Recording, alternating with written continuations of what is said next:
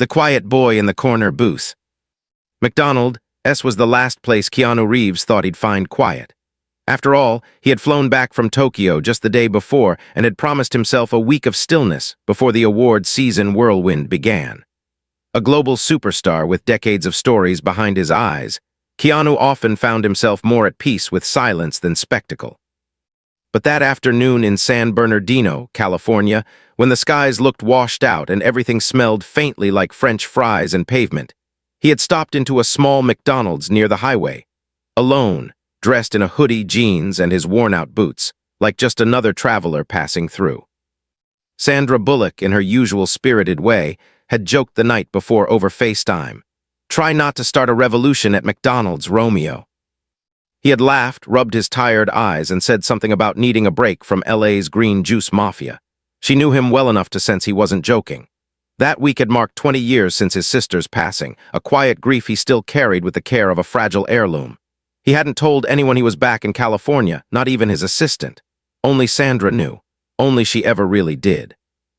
So there he sat in the back booth near the play place, half hidden, sipping on a vanilla milkshake he didn't plan to finish, chewing on memories more than fries.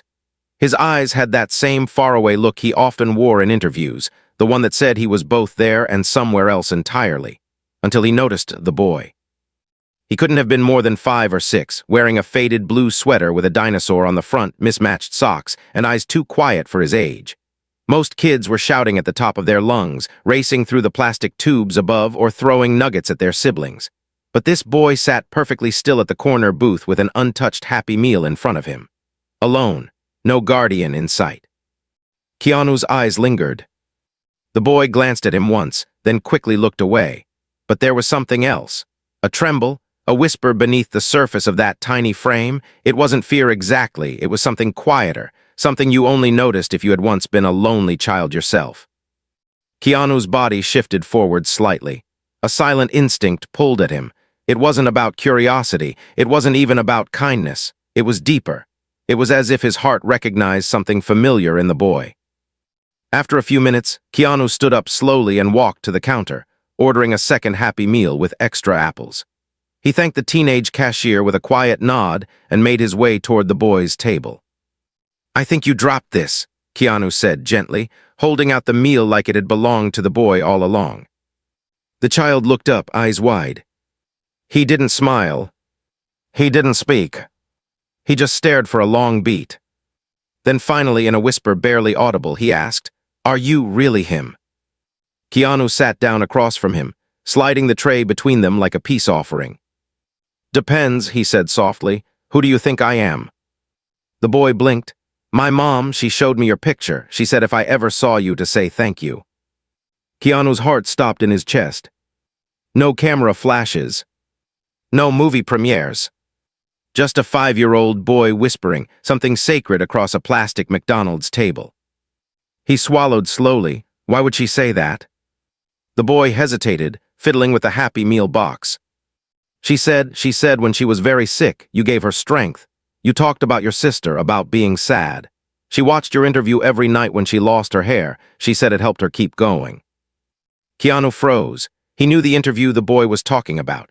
It was years ago, a sit-down with a late-night host where the audience had expected laughter but instead received a raw moment of silence and vulnerability. He had spoken of loss, of grief, of how love doesn't end when someone dies, and it had gone viral, yes, but he never thought, never imagined it would reach someone like this. The boy took a deep breath like he was about to tell a secret. "She's gone now, 2 weeks ago, but she told me before if I ever saw you I had to say it, so thank you." And that's when Sandra walked in. She had driven an hour from her ranch after Keanu had texted her earlier. Might grab food in town, not sure where. He never texted like that. Something told her to find him. She didn't expect McDonald's, didn't expect the quiet booth, didn't expect the moment. She stood at the entrance for a second too long, watching, trying to understand. And then she saw Keanu, head bowed, hands gently folded over the table, and the small boy sitting across from him. No phones, no noise, just an invisible thread of grief connecting two souls who shouldn't have met but had. When Sandra finally approached, Keanu looked up at her with eyes that shimmered with unshed emotion. "This is," he started, voice catching.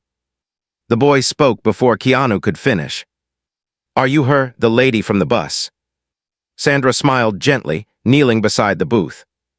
"That's me," she said warmly. "Sandra." The boy leaned closer. "My mom said you were brave." Something cracked in Sandra's expression. It wasn't about a movie. It wasn't about being a celebrity. It was about the way the boy said it, like bravery was rare, like it mattered, like it was something you whispered about when the world was too loud. "She said you loved him too, but you never said it." Keanu's breath caught. Sandra's eyes widened. "I think you should say it," the boy whispered. "It would make her happy." And with that, he picked up his fries and walked toward the play place, leaving behind a silence more powerful than thunder. Keanu and Sandra sat frozen for a moment, their history stretching out like a fragile thread between them. Decades of almosts, shared scripts, shared pain, shared silence. Finally, Keanu exhaled. "She saved his words," he said, voice raw. "She watched them every night." Sandra blinked hard. "I never thought." She couldn't finish. And then she did the thing she hadn't done in years. She wept. Right there in the middle of a McDonald's. Because sometimes the smallest voices carry the deepest truths. And sometimes healing comes wrapped in whispers. The letters she never sent. The next morning, the sun spilled over the hills of Sandra's quiet ranch like golden silk, warming the frostbitten grass that clung to the early November air. But inside, the mood was anything but warm. Sandra sat alone in the kitchen, her hands wrapped around a cup of coffee she'd barely sipped, the steam rising and vanishing like the words she couldn't speak the night before. The moment at McDonald's haunted her, not in the way a nightmare might, but in the way a truth you've spent years avoiding finally comes to collect its due. That boy, that fragile, wide-eyed child, had unknowingly unearthed a box she'd buried long ago. Not a physical one, but a place in her heart she'd kept sealed. She wasn't prepared for it to open again, not like that, not so suddenly, not so honestly. Keanu hadn't said much after the boy walked away. Neither had she. They just sat there, staring at each other through the years they had never fully faced. Eventually, Sandra offered to drive him home. He declined softly, saying he needed a walk. But as he stepped into the fading afternoon light, she saw it, the way his shoulders sank just a little lower, the way he paused at the door like gravity had gotten heavier. He wasn't walking away from her. He was walking deeper into something she couldn't name. Now, hours later, Sandra opened her drawer, the old wooden one that stuck whenever the weather changed, and pulled out a small bundle of letters wrapped in a faded ribbon. She had written them over the years, never mailed, never intended to. Letters she wrote to Keanu after long flights, after quiet interviews, after red carpet glances that lasted too long and meant too much. She'd write them to ease the ache, to let the words live somewhere outside of her chest. She told herself it was therapeutic, nothing more. But that boy, the way he had said it.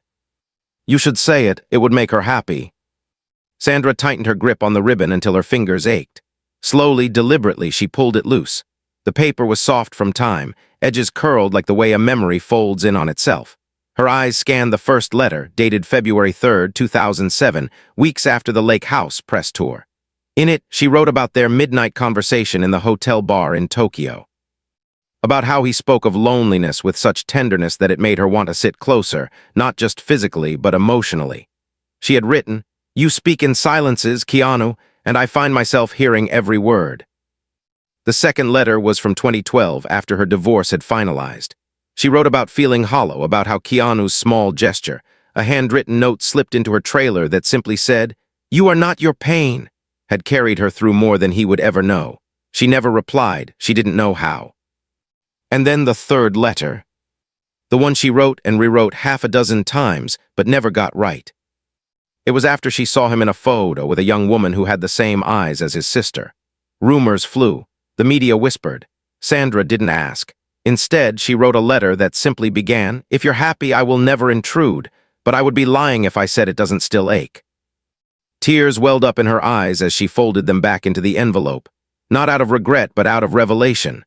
That child, in his quiet truth, had handed her something more powerful than closure. He had given her permission to feel, to confront, to speak.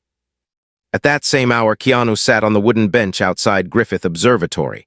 It wasn't tourist season, and the fog from the night hadn't yet lifted, so the city below looked like a dream not fully remembered. He held a small object in his hand, a tiny plastic dinosaur, blue, the kind that comes in a Happy Meal. The boy had left it behind, unintentionally or not. Keanu didn't know, but he couldn't let it go.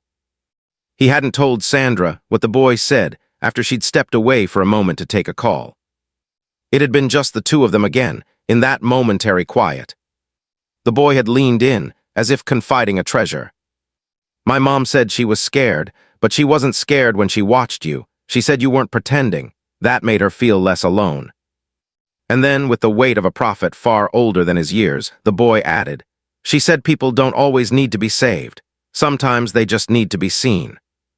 Those words had lodged in Keanu like a splinter in his chest, because for most of his life he had mastered the art of invisibility, showing just enough to be admired, never enough to be known.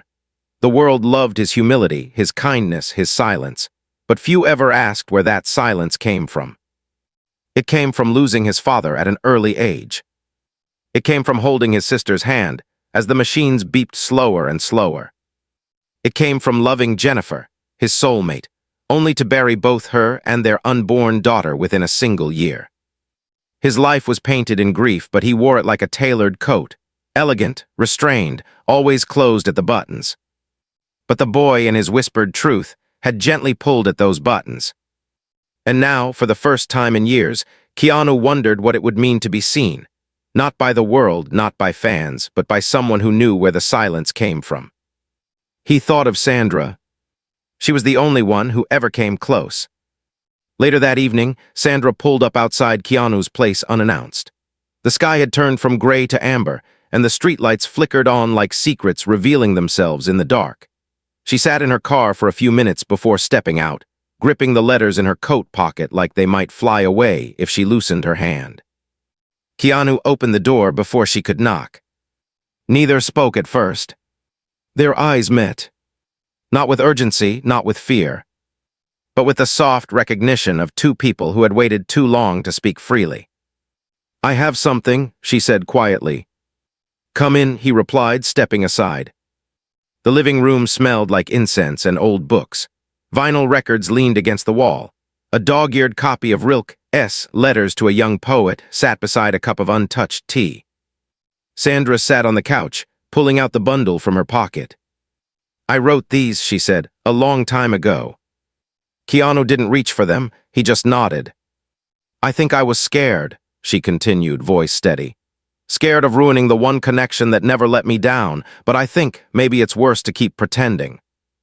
Keanu sat beside her, closer than usual. He looked down at the bundle, then at her. "I was scared too," he admitted, "because what we had has its real, and real things hurt when they break." Silence wrapped around them, but it wasn't empty, it was sacred.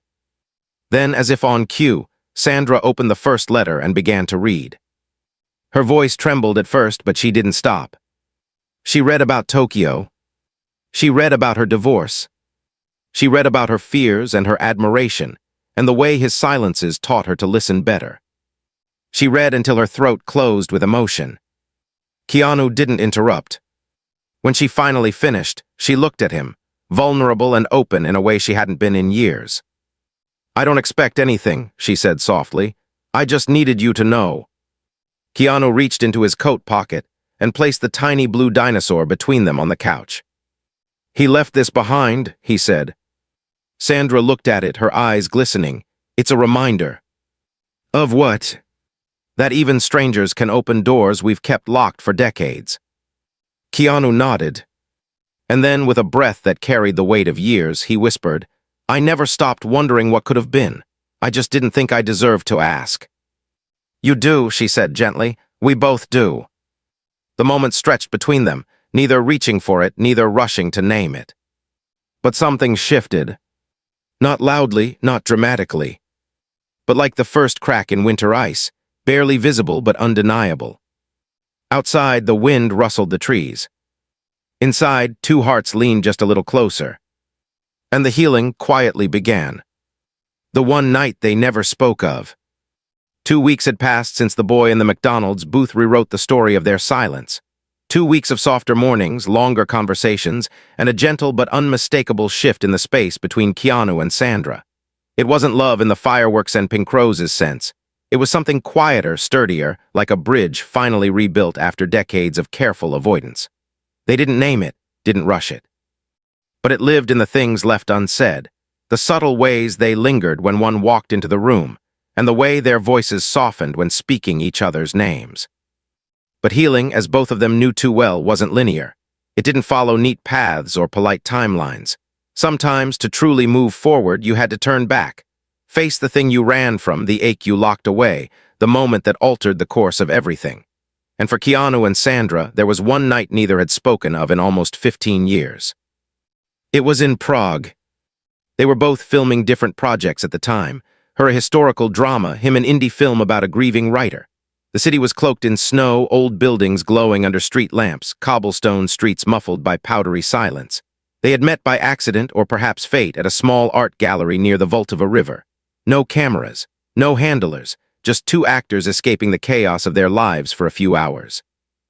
That night they had walked for hours through empty streets, talking about everything and nothing. She told him about her father's illness. He told her about the nightmares that hadn't left him since Jennifer's death. They spoke of what it meant to be alone in a room full of people, of how fame can amplify silence instead of currying it. And somewhere between midnight and 3 a.m., they ended up back at her rented flat, fireplace crackling, bare walls, half-empty bottle of wine on the table. And there in that moment when the world had finally gone quiet around them, they came close, closer than they'd ever been. A kiss lingered on the edge of possibility. Her fingers brushed his and he didn't move away, but something in his eyes, a flicker of fear, of longing, of unfinished mourning, stopped her. He had whispered, "I'm not ready." And she had replied, "Then don't be." They never spoke of that night again. Until now. Keanu was the first to bring it up. They were sitting in his backyard under a navy blue sky flecked with stars. A low fire crackled between them, and Sandra had just finished reading a letter from a grieving mother, one of dozens that had poured in after a small blog had anonymously posted about the McDonald's moment. The story, despite their best efforts to keep it private, had gone viral without names. People recognized kindness more than faces. The letter described how her teenage son had seen the story, stopped isolating himself, and asked her to have dinner together again. That alone was enough to move Sandra. But it was Keanu who finally said, after a long silence, "Do you remember Prague?" She didn't flinch. "I never forgot," she said.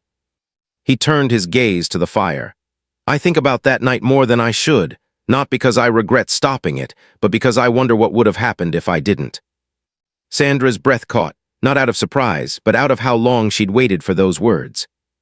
"I wonder that too," she admitted.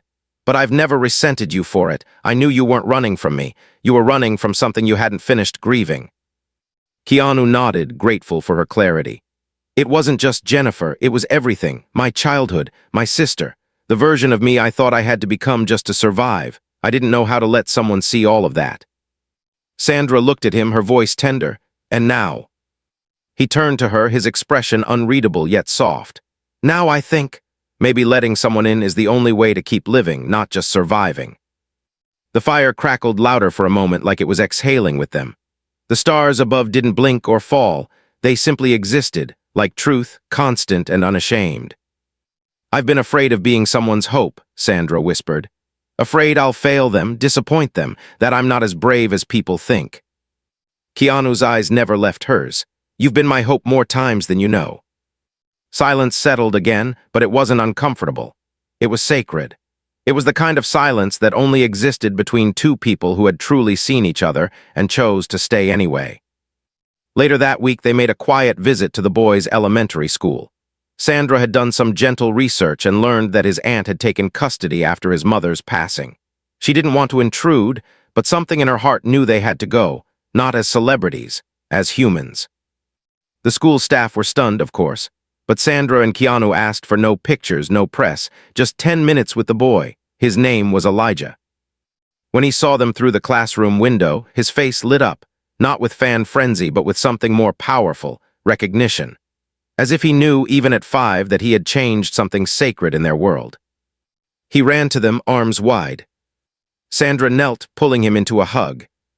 Keanu crouched beside her, holding out a small wrapped package. Inside was a hardcover sketchbook, the kind artists use, and a note inside. "Your words matter, draw them, write them, keep them. The world needs your whisper." "'Kay." Elijah looked at it carefully, then at both of them. "Mom used to draw," he said quietly, I think she'd like this. Sandra felt her throat tighten again, but this time she smiled through it. We hope you use it well.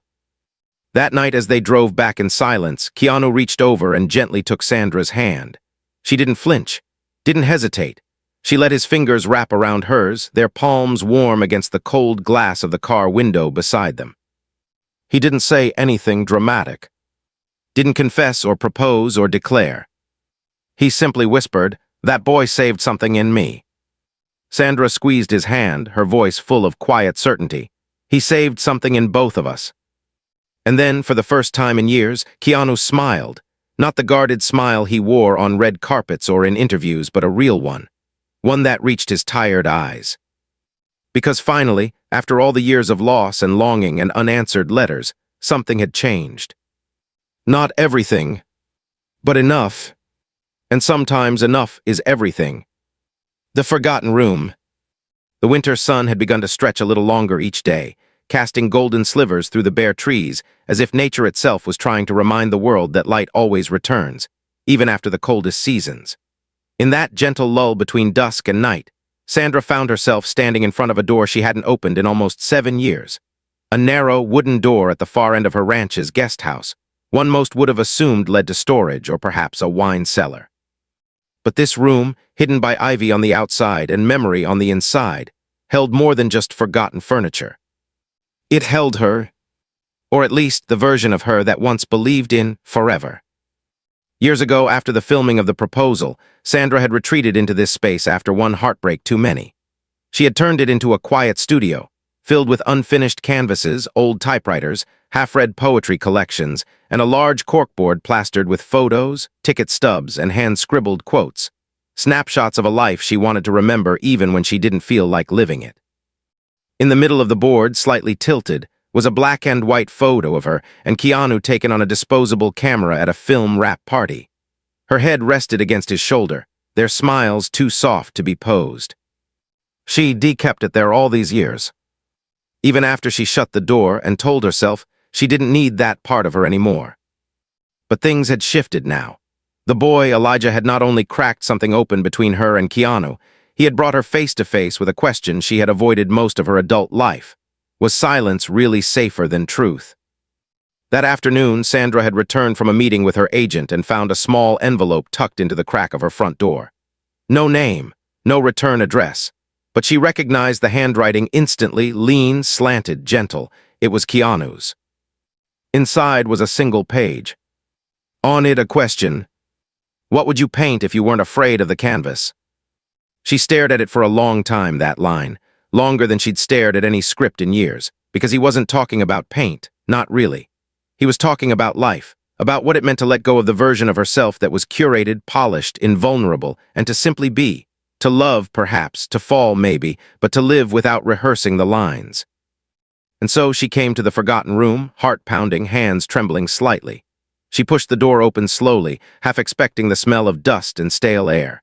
But instead, a wave of memories poured out, soft and heavy and intimate.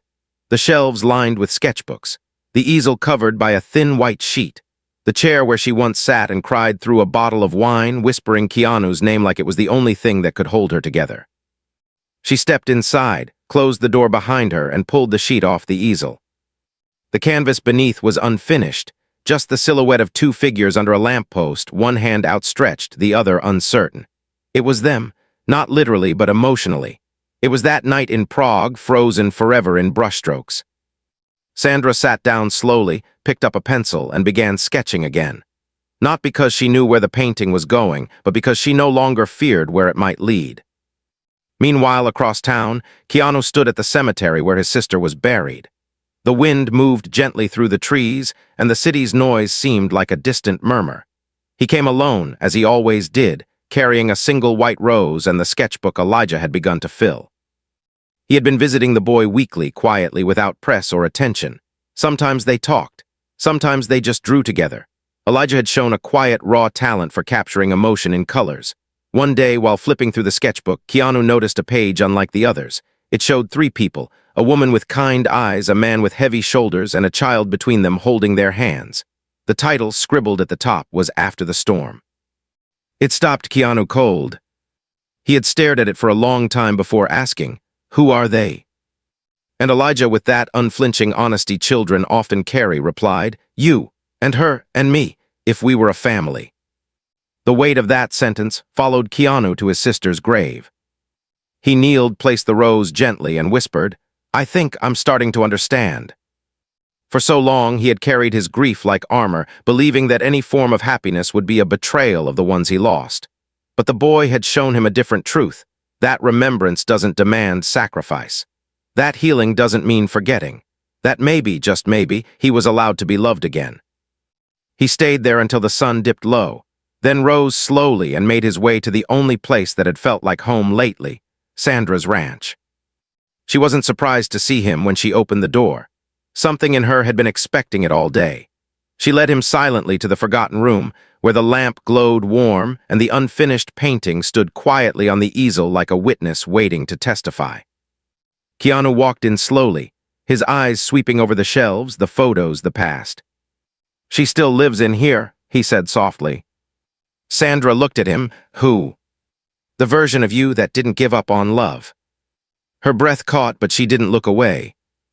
"I wanted to," she said, "but some people make it impossible to let go, even when they're not there." Keanu stepped closer, not touching her, but near enough that she felt the warmth of his presence. "Tell me something you never said," he asked. Sandra paused, then exhaled slowly.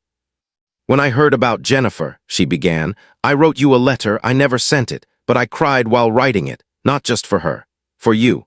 Because I knew that pain was going to sit with you like a shadow, and I hated that I couldn't take any of it away." Keanu's eyes glistened, but he didn't look away. "You took more than you know. Every time you sat beside me and said nothing, that silence healed more than anyone's words ever could." They stood like that for a long moment, bathed in the quiet glow of understanding. Then Keanu reached into his coat pocket and pulled out a small, folded piece of paper. He handed it to her. It was a poem. Short, simple, but devastatingly true. "We survived the fire, but we kept the smoke.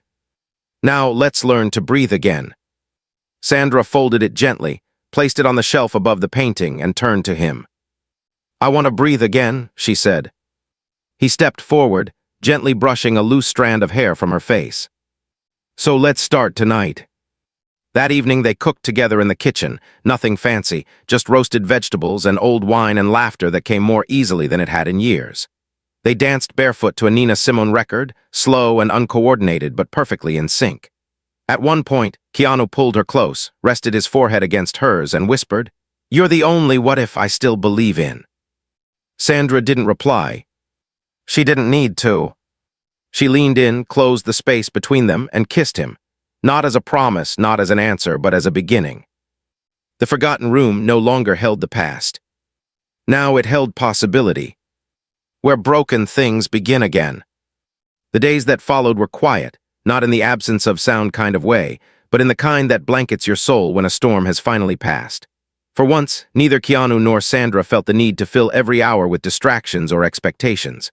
There was no script to follow, no spotlight to dodge. The world, in its usual roar, seemed to have hushed for them, allowing space to simply be. Sandra had begun painting again in the forgotten room, not for galleries, not for anyone else, but for herself. Her strokes were bolder now, her colors warmer. She didn't plan what she painted. She just listened to what her hands told her. Keanu, meanwhile, had taken to sitting near the studio window with a mug of herbal tea and a notebook in hand. Sometimes he jotted down pieces of poetry, sometimes sketches of Elijah's next gift, and other times nothing at all. He simply watched her, the way her eyes focused when she blended colors, how her shoulders loosened with each passing hour. He didn't interrupt her silence. He honored it, because he knew how rare it was to find someone who could speak so loudly without uttering a single word. One afternoon, Sandra turned from the canvas and caught him watching. "You know," she said with a smile tugging at the corners of her lips, "most men would have asked to paint me by now." Keanu smirked. "Most men don't know you're more of a cathedral than a portrait." She paused, eyes softening. "That's beautiful." He closed his notebook. "That's the truth." Later that evening, Sandra invited Keanu to stay for dinner again. It had become their unspoken ritual now, a gentle rebellion against all the years they had spent pretending timing was the enemy. She made a roasted tomato soup with grilled cheese sandwiches, comfort food that brought them both back to simpler memories. They sat on the floor by the fire, a record spinning Billie Holiday softly in the background, and talked about things they had once tucked away in fear of being too vulnerable. "I used to rehearse what I'd say to you if we ever had this time again," Sandra admitted, tucking her feet under her. "But now that we're here, I realize words are never enough." Keanu stirred his soup. "I never rehearsed. I was always afraid that even if I did, I'd forget my lines the moment I saw you smile." Their laughter was soft, lived in, the kind that only comes after years of ache. And then, just before the fire dimmed, Keanu reached into his pocket and pulled out a small, folded piece of paper. He handed it to her without explanation. Sandra opened it carefully. It was a photograph, faded but unmistakable. Her, Keanu, and a woman with a scarf wrapped around her head. The woman was smiling despite her hollow cheeks, and Elijah, just a toddler in the picture, sat on her lap holding a small toy dinosaur. Sandra's heart stilled. Where did this come from?" Keanu's voice was low. "Elijah's aunt found it in an old scrapbook. She said his mother kept a journal too, filled with entries about you, about me, about how your movies were her escape during chemo. She called us her silent anchors." Sandra stared at the photo, her fingers trembling. Why didn't she ever reach out? Keanu sighed. She didn't want to be a burden. She said she'd already taken so much from our words. She didn't think she had the right to ask for more. Sandra blinked hard, emotions surging. "That's not fair." "I know," Keanu said gently, "but maybe we can still give back." The next morning they drove together to meet Elijah and his aunt again. No cameras, no headlines, just a quiet promise to show up. Elijah ran toward them, his sketchbook in hand, beaming. "I made something," he announced proudly. He flipped to a new page. It was a drawing of a house, a small, cozy one with a big tree in the yard and 3 figures standing outside. One tall with a dog on a leash, one holding a paintbrush, and one with a dinosaur backpack. He looked up at them. "It's our home one day." Sandra knelt and pulled him into a long hug. "That's beautiful," she whispered, her voice catching. "Just like your mom would have wanted." Keanu rested a hand on Elijah's shoulder, then turned to his aunt. "We were thinking," he said slowly, "that maybe, if you're open to it, we could set up something, a fund, for families like hers, for parents with children like Elijah who fight battles quietly, who find strength in the stories the world forgets." Sandra added softly, "We'd call it Whispers of Light, for those whose voices saved us, even if we never met them." Elijah's aunt's eyes welled with tears. She would have loved that. She always believed in quiet heroes. So they did it. Within 2 weeks, the foundation was live. Whispers of Light, a tribute to unseen warriors, quiet survivors, and the strangers who carry us without ever knowing our names. Keanu and Sandra funded it privately. No press tour, no public statements, just action. They read every letter sent. They visited 2 hospitals anonymously. They started showing up not as stars, but as listeners. And somewhere in all of that service, they healed. Not perfectly, not instantly, but profoundly. One evening, as the wind brushed softly through the trees outside Sandra's ranch, Keanu stood once more in the forgotten room. Only now it was no longer forgotten. It had been transformed, part gallery, part memory chamber, part sanctuary. Paintings now covered every wall. Some were abstract, swirls of pain, bursts of joy.